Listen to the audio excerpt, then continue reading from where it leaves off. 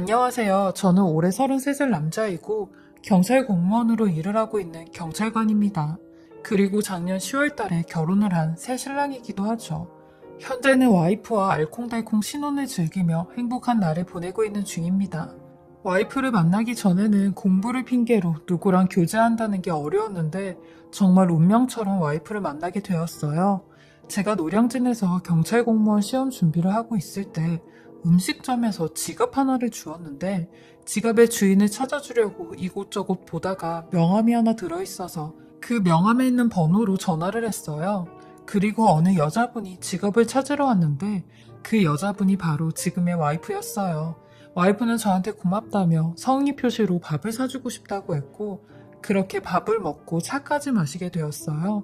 그리고 제가 경찰 공무원 준비를 하고 있다는 것도 말을 했어요.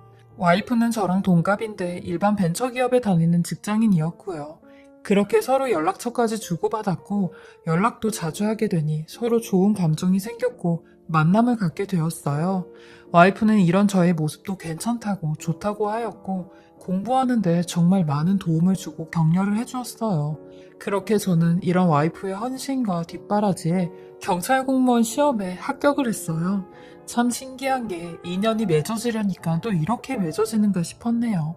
와이프는 고맙게도 경찰관인 저를 굉장히 자랑스럽고 대단하게 생각해 주었어요. 제가 이 사람이랑 결혼을 결심하게 된 것도 한 번은 출동을 나갔다가 좀 다친 적이 있었는데 와이프가 그걸 보고는 어린 아이처럼 엉엉거리며 울더라고요. 그러면서 다신 다치지 말라고 하는데 이런 모습이 많이 감동이었죠. 그리고 결혼을 생각하고 처음 저희 어머니에게 와이프를 소개시켜줬는데 어머니께서는 와이프를 그렇게 탐탁치 않게 생각을 하셨어요. 어머니께서 저한테만 말씀하시길 상철아, 엄마가 볼 땐 네 여자친구 얼굴이 알게 모르게 그늘이 좀 진 것 같아. 얼굴이 무슨 사연이라도 있는 사람처럼 어두워 보여. 혹시 무슨 얘기 들은 건 없지? 라고 하시는데 저는 이런 어머니의 반응에 아유 엄마 사연은 무슨 사연이에요. 진이가 원래 웃는 상이 아니고 오늘 처음 엄마를 만났는데 어떻게 하하거리고 웃고 그러겠어요. 당연히 어렵고 하니까 잘 웃지도 않고 그러는 거죠. 엄마 너무 색안경 끼고 보시는 거 아니에요?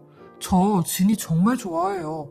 그러니까 엄마가 좋게 봐주세요. 라고 했어요. 그런데도 저희 어머니는 제 와이프를 끝까지 좋게 생각을 하지 않으셨고 처음에는 이런 어머니의 반응이 싫었습니다. 제가 사랑하는 사람이라고 소개를 시켜드린 건데 이런 식으로 반응을 하시니 제가 아버지가 돌아가시고 안 계시거든요.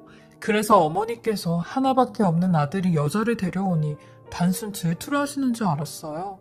하지만 저는 이런 어머니의 반대에도 결혼까지 하게 되었습니다. 제가 시험 준비를 하고 있을 때 저 끝까지 믿어주고 응원을 해준 사람이라고 이런 사람 놓치고 싶지 않다고 했죠. 그리고 저는 결혼한 지 3개월 만에 하늘이 무너지는 일을 겪고 말았습니다. 하루는 제가 퇴근을 하려고 파출소에서 나왔는데 어떤 남자가 파출소 앞을 계속 어슬렁거리고 있었어요. 제가 경찰이어서 하는 말이 아니라 누가 봐도 행색이랑 행동이 조금 수상했죠. 그래서 어슬렁거리고 있는 남자한테 다가가 물었습니다. 선생님, 전 여기 근무하는 경찰관인데 혹시 무슨 문제가 있으신가요? 제가 도와드릴 일이 있나요? 하니 그 남자분이 깜짝 놀라며 아닙니다 하고는 쏜살같이 줄행랑에 쳤어요. 저도 갸우뚱하며 뭐지? 하고 그냥 넘어갔어요. 근데 그 다음날 또 그 남자가 저희 파출소 앞을 서성거리는 겁니다. 그리고 저한테도 발견이 된 거죠. 저는 이번엔 진짜 이상하다는 낌새를 느꼈고 그 남자한테 다가가 물어봤어요. 선생님, 어제도 이 시간에 오시지 않았습니까? 도대체 무슨 일로 파출소 앞에서 서성거리시는 거예요? 저는 이 파출소 근무하고 있는 박상철 순경이라고 하는데요. 혹시 제가 도와드릴 게 있으면 언제든지 말씀하십시오. 아닙니다. 근데 성함이 박 뭐라고 하셨죠? 하며 다시 되물어보길래 제 이름을 다시 알려주었습니다. 그리고는 제 이름만 듣고 알겠다고 도움이 필요할 때 오겠다고 하며 그냥 가버리더라고요. 그렇게 그 묘령의 남자와 두 번째 만남을 끝으로 세 번째 만나게 되었을 땐 파출소가 그야말로 난장판이 되었습니다. 하필이면 제가 근무하는 시간이 아닐 때 그 남자가 나타났고 저를 찾는다고 하길래 불이 나게 파출소로 뛰어갔어요. 근데 그 남자와 어떤 아주머니가 저를 기다리고 있었죠. 그리고 그 아주머니는 절 보자마자 네가 박상철이야? 네가 우리 며느리 데리고 간 박상철이냐고. 최진이 어딨어? 최진이 어딨냐고 하는데 며느리라는 말에 어안이 벙벙해. 네? 지금 뭐라고 하셨어요? 며느리라고요? 최진이가, 아니 제 와이프가 왜 선생님 며느리라고 하시는 거죠? 그 사람 제 아내 되는 사람이에요. 근데 지금 도대체 무슨 말씀을 하시는 거예요?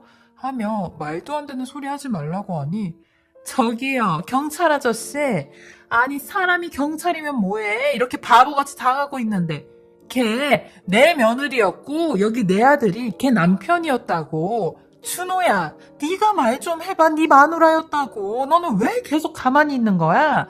여기를 몇 번이나 왔다 갔다 했으면서 말도 못하고. 아유 속상해 죽겠네. 내가 오죽하면 내 아들 데리고 당신을 찾아왔겠어요? 잔말 말고 최진이 어디 있는지 말해요. 네? 아주머니, 지금 도대체 무슨 소리 하시는 거냐고요? 저기요 선생님, 선생님이 말씀 좀 해보세요. 이게 도대체 무슨 말이고 상황인지 제가 경위는 알아야 될 거 아닙니까? 그 여자 저랑 3년 전에 동거했던 여자고 결혼까지 약속한 여자였다고요. 근데 저를 떠나고 아무런 말도 없이 소리 소문 없이 이렇게 결혼까지 했더라고요. 당신은 그 사실을 알고도 결혼한 거야? 최진이가 그런 지 속 얘기는 다 하고 당신이랑 결혼한 거냐고. 아니면 당신이 그 순진한 여자 꼬드겨서 결혼하자고 했어? 경찰관이라는 사람이 이래도 되는 거예요? 그 여자 어딨어? 어딨냐고 하는데 그 짧은 시간 동안 전 너무 많은 걸 듣게 되었고 한동안 아무 소리도 못하고 그냥 그 자리에서 굳어버려 가만히 있었습니다. 그러니 그 모습을 본 저희 서장님이 저 대신 다들 진정하시고 하나씩 말씀을 하고 서로 오해한 부분이 있으시면 푸셔야지 큰 소리 치신다고 되는 문제가 아니라고 하셨어요. 그리고는 저를 끌어당기시더니 박순경, 정신 똑바로 차리고 저분들이랑 대화해봐 하시더라고요. 그렇게 전 파출소에서 나와 그 옆 카페에 갔고 차근차근 하나씩 다 물어보고 얘기를 했어요. 도대체 어떻게 된 일인지 말이죠. 그 남자분이 하시는 말은 이랬습니다. 본인은 거제도에서 조선회사를 다니고 있는 사람인데 저희 아내랑 결혼 약속까지 하고 만남을 가지고 있었대요. 근데 결혼을 하려고 했던 그 해에 사주를 봤는데 그 해에 결혼을 하면 아주 안 좋다고 내년에 해야 좋다고 했대요. 그래서 어쩔 수 없이 다음 해에 결혼을 하자고 약속을 했고 저희 아내가 그 집에 들어가서 살았다는 겁니다. 이 남자분이 거제도에서 직장 생활을 하기에 몸이 멀어지면 마음도 멀어진다고 자기랑 같이 못 사는 대신 그 시댁에 들어가서 살으라고 했고 와이프가 알겠다며 본인 발로 그 시댁에 들어가서 1년을 넘게 시부모 되는 사람들이랑 같이 살았다는 겁니다. 결혼도 하지 않은 채 말이죠. 그 사람들 말로는 어차피 결혼하는 사실이 기정사실이었으니까 그렇게 했다는데 저로서는 속된 말로 뒤통수를 맞은 기분이었죠. 근데 그 다음에도 그 남자의 회사 사정 때문에 결혼을 하지 못했고 조금만 더 미루고 결혼을 하자고 하는 그 남자의 말에 와이프는 그냥 호련히 집을 나와 잠수를 탔다는 겁니다. 그렇게 그 남자는 1년 넘게 저희 와이프를 찾았대요. 근데 최근에 지인의 지인한테 저희가 결혼한 사실을 듣게 되었고 제가 경찰관이라는 말까지 듣게 되어서 저를 찾아왔다는 겁니다. 이렇게 되면 두 사람이 법적 부부는 아니어도 사실혼 관계였고 저한테는 이런 말도 안 했으니 엄연히 저를 속인 것밖에 안 되는 일이었죠. 머리가 핑하고 돌았고 그저 한숨밖에 나오지 않았어요. 하지만 저는 이런 얘기를 한쪽한테만 들으면 안 된다는 생각에 일단은 그 두 사람을 보내고 와이프를 만나기로 했습니다. 와이프한테 전화를 해서 하준호라는 사람을 아냐고 했어요. 그러니 와이프는 한동안 아무 소리도 하지 않고 곧이어 훌쩍이는 소리를 내더라고요. 그러곤 어렵게 입을 떼서 얘기를 하기 시작하는데 만나서 다 말을 하겠다고 하더라고요. 와이프는 제 앞에서 눈물을 흘리며 무릎이라도 꿇는다는 소리와 몇 번의 한숨 끝에 말을 하기 시작했어요. 그리고 와이프한테 들은 얘기는 그 두 모자의 얘기보다 더 충격적인 말이었습니다. 상철씨, 내가 속이려고 속인 건 절대 아니고 결혼하기 전에 이런 얘기를 다 했었어야 됐는데 겁이 났어. 그래서 상철씨한테 내 과거를 다 얘기하지 못했던 거야. 그 사람들이 와서 뭐라고 했는지는 모르겠지만 나도 전부 다 사실대로 얘기를 할게. 그 하준호라는 사람이랑은 결혼을 약속한 사이는 맞아. 그리고 그 해에 사주가 안 좋아. 다음 해에 결혼을 하기로 한 것도 맞고. 그 사람 직장 때문에 내가 그 남자 부모님네 집에 들어가서 산 것도 전부 다 맞는 얘기야. 근데 그 사람들이 상철 씨한테 말하지 않는 얘기들을 이제부터 할게. 내가 그 집에 들어가서 살면서 그 집 어머니라는 사람은 그냥 날 종으로밖에 생각을 하지 않았던 사람이야.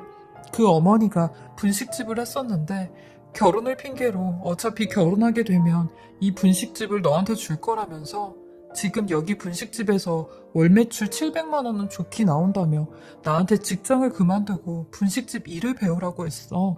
그래서 나는 뭣도 모르고 진짜 결혼할 사이니 알겠다고 했고 잘 다니던 직장까지 그만두고 그 어머니를 도와 분식집에서 일을 하게 된 거야. 근데 내가 그 분식집에서 일을 하면서도 정말 땡전 한 푼, 단돈 1원 한 푼도 못 받고 일을 했어. 그래도 나는 다 괜찮았어.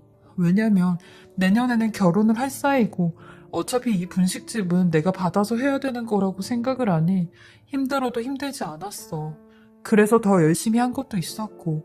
근데 그 다음에 결혼을 약속한 날이 돌아왔는데 내가 그 하준호라는 사람한테 결혼 얘기를 하니 또 결혼을 미루자고 하더라고. 말로는 직장 때문에 결혼을 미루자고 했는데 왜 여자의 직감이라는 게 있잖아. 단순히 직장 때문에 결혼을 미루는 것 같지 않더라고.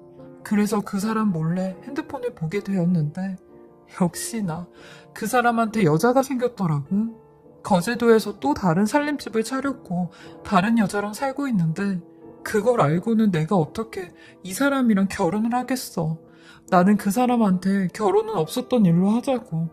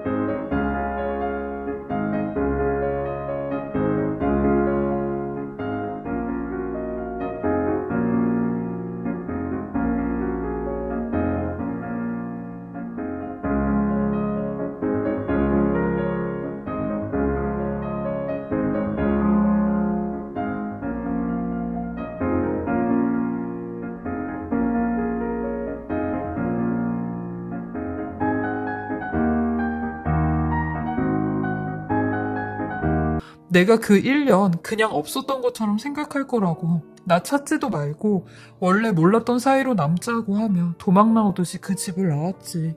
그리고 친정에 갔는데 친정 부모님마저 나를 등지더라고. 그렇게 가족들이랑도 마음의 벽을 쌓고 살았는데 당신을 만나게 된 거야. 내 인생이 달라지는 것 같더라고. 그래서 용기를 내서 당신이랑 결혼까지 하게 된 거야. 내가 하는 이 말 증명도 할 수 있어. 내 말 정말 믿어도 돼. 그러니까 상철 씨, 내가 말 안 하고 결혼한 거 용서해주면 안 될까? 하는 겁니다. 저는 이런 와이프의 말을 듣고는 한동안 아무 소리도 못하고 한숨만 푹푹 쉬어댔어요. 그리고 와이프가 저한테 내민 증거들을 하나씩 다 보았죠. 와이프는 이런 상황이 올 줄 알고 증거를 다 본인 컴퓨터에 저장을 해두었더라고요. 증거라고 하는 메시지와 깨톡 내용들을 보니 와이프의 말이 사실이었고 그 하준호라는 사람에게도 다시 연락해 물어보니 와이프의 말이 맞는 말이긴 하다고 하더라고요. 저는 일단 그 하준호라는 사람한테 2번 다시 나랑 내 와이프 앞에 나타나지도 얼씬거리지도 말라고 경고를 했어요. 당신은 내 와이프를 찾을 권리도 명목도 없다고 했네요. 이 여자한테 이 정도로 큰 상처 준 것만 해도 당신은 속죄할 수 없는 큰 죄를 졌다고 했죠.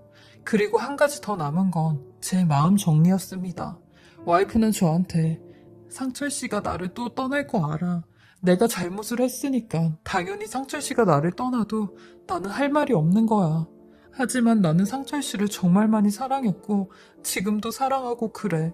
그러니까 내 사과랑 내가 상철 씨를 사랑하는 이 마음은 진심이라는 거 알아줬으면 좋겠어. 하고는 며칠 동안 저한테 마음 정리를 하라며 친정집에 가 있겠다고 하더라고요. 정말 복잡한 심정이 가득했습니다. 저도 이렇게 저한테 거짓말하고 숨긴 와이프가 정말 밉고 원망스러웠지만 한편으로는 그런 가슴 아픈 사연이 있다는 걸 듣게 되었을 때 안쓰럽다는 생각이 들었죠. 그래서 수도 없이 많은 고민 끝에 마음의 결단을 내렸습니다. 제가 와이프의 아픔까지 품어주기로 마음을 먹었죠. 와이프한테도 용서를 해준다며 그동안 말 못한 마음의 짐 이제 다 날려버리라고 했습니다. 그리고 저희 어머니께도 이런 사실을 솔직히 말씀을 드렸어요. 제가 거짓말을 한다고 한들 손바닥으로 하늘을 가릴 수는 없는 법이잖아요. 그러니 어머니께서는 처음에는 노발대발 하시며 내가 처음부터 마음에 안 든다고 하지 않았냐고 하시는데 며칠 뒤 연락이 오셔선 네 인생이고 니들 인생이니 결혼까지 하고 혼인신고까지 한 거 어쩌겠냐며 보란듯이 잘 살라고 하시더라고요. 어머니한테는 불효하는 것 같고 어머니 가슴에 대못을 박은 것 같지만 허락을 해주신 어머니한테 예쁘고 행복하게 잘 사는 모습으로 보답을 해드리려고 합니다.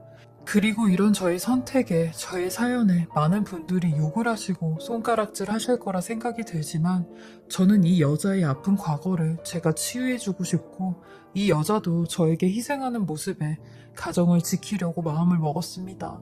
결혼하고 나서 적잖은 충격과 사건들로 많이 힘들었지만 지금은 와이프와 함께 이겨내며 행복한 나날을 보내고 있습니다. 제 긴 사연 들어주시고 읽어주셔서 감사합니다. 다들 건강 조심하시고 좋은 일만 가득하시길 바라겠습니다. 지금까지 사례자분의 글을 읽어보았는데요. 사례자분께서 내리신 결정에 후회 없는 삶을 사셨으면 합니다.